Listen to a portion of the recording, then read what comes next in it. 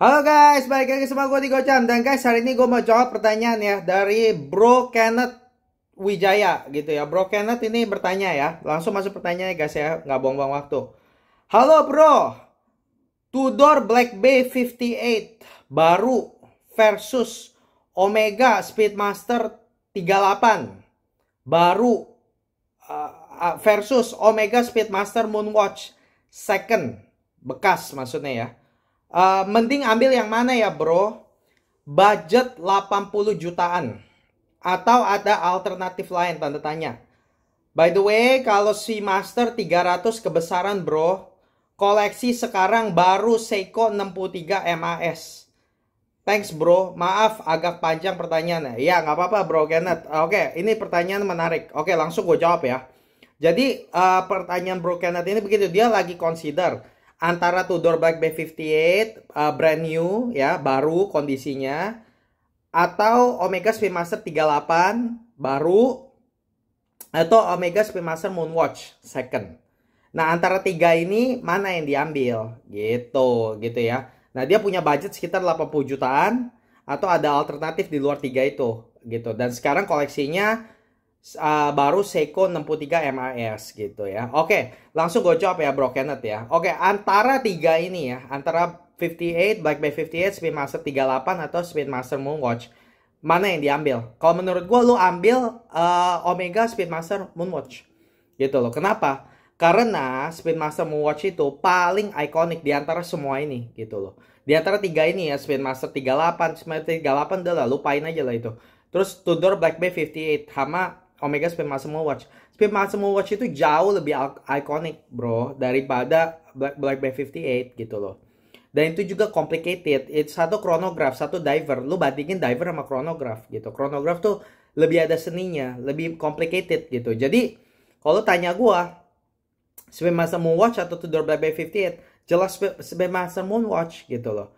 Lupain aja Tudor Black Bay 58, apalagi sekarang koleksi lo itu adalah Seiko 63 MAS. Itu kan jump diver. Kalau lu punya Seiko 63 MAS, lu ambil Tudor Black Bay 58, itu kan diver lagi gitu kan. Ya buat apa lu punya dua diver? Apa gunanya gitu loh. Udah punya diver, beli diver lagi kan gak ada guna kan. Kalau lu beli Speedmaster Moonwatch, bukan hanya itu komplikasi berbeda gitu kan. Lu sekarang udah punya diver, lu beli Moonwatch. Yaitu kan lu namanya beli chronograph, komplikasi baru, udah gitu manual wind. Nah, yang lu punya ini kan sistem Seiko 63 MAS kan otomatis ya. Jadi kan saling melengkapi, satu otomatis, satu manual. Satu diver, satu chronograph.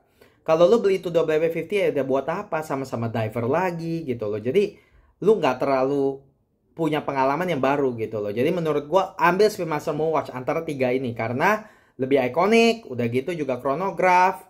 Ya, sesuatu yang lu belum punya sekarang gitu. Lu baru mainnya main diver gitu. Jadi main chronograph gitu loh. Itu akan memberikan lu pengalaman yang baru gitu loh. Jadi antara tiga ini menurut gua Speedmaster Moonwatch gitu ya. Nah, terus lu bilang budget tuh 80-an. Ada gak alternatif lain? Ada alternatif lain. Nah, alternatif lainnya begini. Kalau menurut gua ya, bro ya. Speedmaster itu memang bagus dan orang zaman sekarang tuh kayaknya udah mulai yang demen jam gitu ya. Pada demennya Speedmaster gitu ya. Karena kan emang terkenal banget gitu ya. Tapi sebenarnya bro ya, Speedmaster ini harganya juga udah mulai naik gitu loh. Omega mulai naikin lumayan tajam loh. Sebelum gue lupa deh. Pokoknya kan dia keluarin yang baru kan, Speedmaster yang baru. Nah waktu Speedmaster baru keluar, harganya tuh udah naik tuh jadinya. Nah terus udah gitu sekarang sejak COVID gitu ya. Nah itu harganya makin sejak pandemik harga jam kan juga pada naik kan. Jadi Omega Speedmaster ini harganya udah menurut gua udah naik ya. Jadi udah nggak bilang murah-murah banget gitu ya. Kalau dulu sih harga Speedmaster emang menarik gitu loh. Udah jamnya keren, ikonik gitu ya. Tapi harganya juga masih boleh dibilang entry level, ramah gitu loh. Tapi sekarang harganya udah makin mahal gitu. Jadi kalau lo tanya gue, ada gak alternatif lain? Ada banget gitu loh. Kalau menurut gue, lo sekarang mau beli chronograph gitu ya. Daripada lo beli Speedmaster Moonwatch, mungkin lo boleh consider.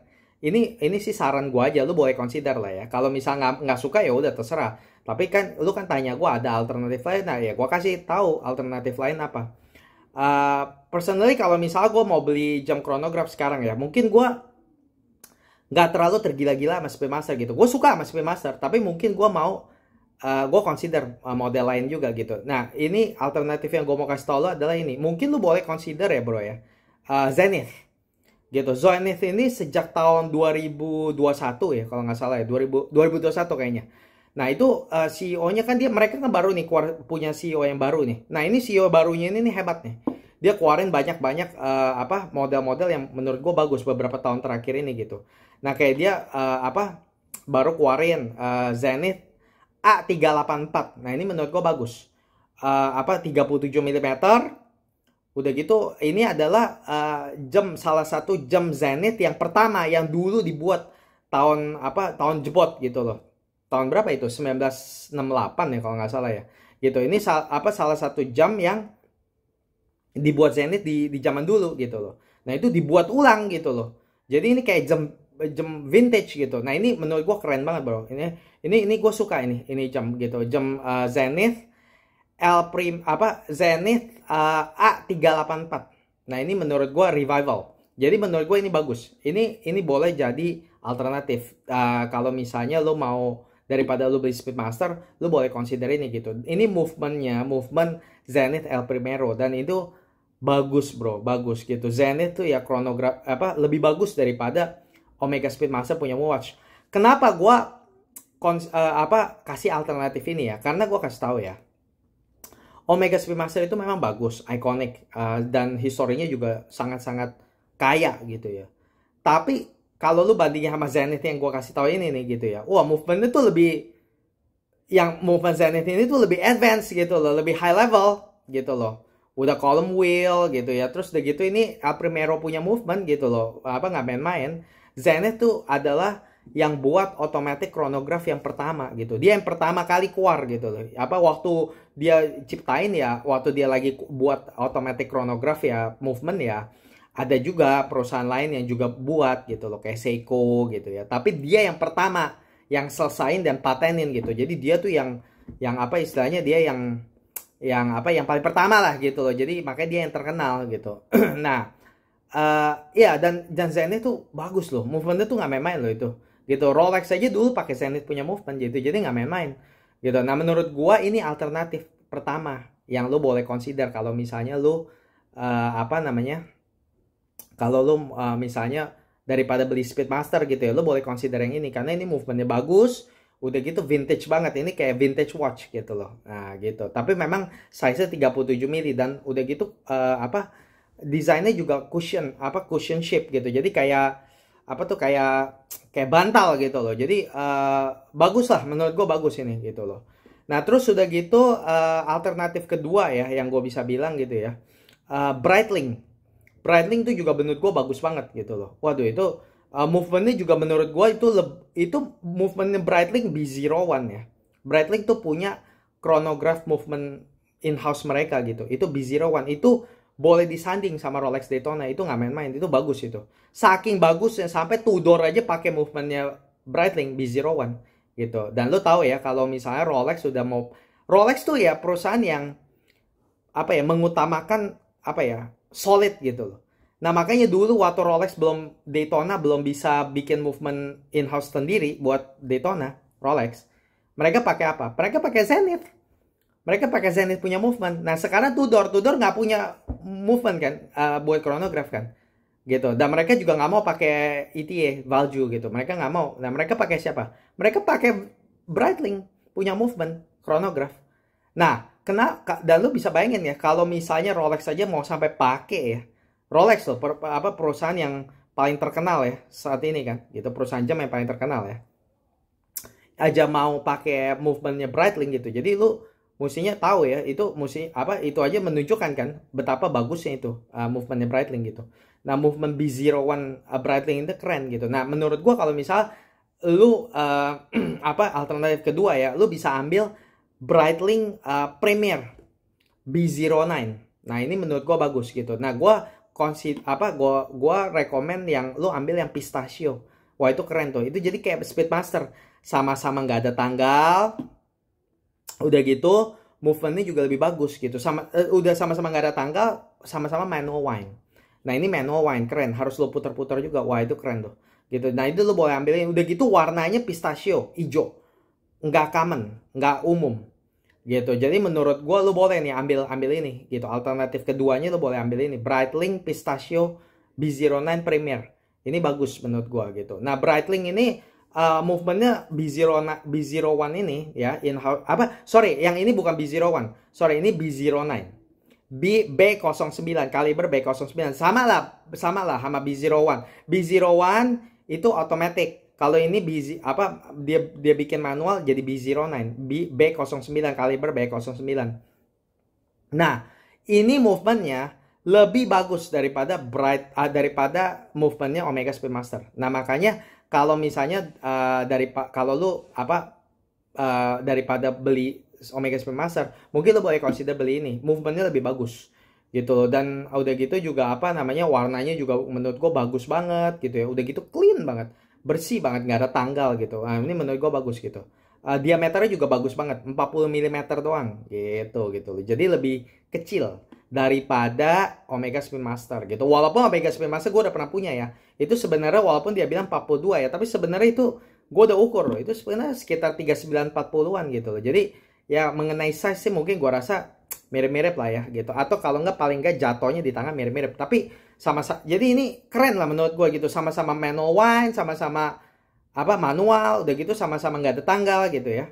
Tapi movementnya Breitling yang gue kasih tau ini ya, Breitling B09 Premier Pistachio ini itu lebih bagus finishingnya dibanding Omega Speedmaster punya movement gitu. Jadi kalau menurut gue ini boleh jadi alternatif buat lo gitu loh.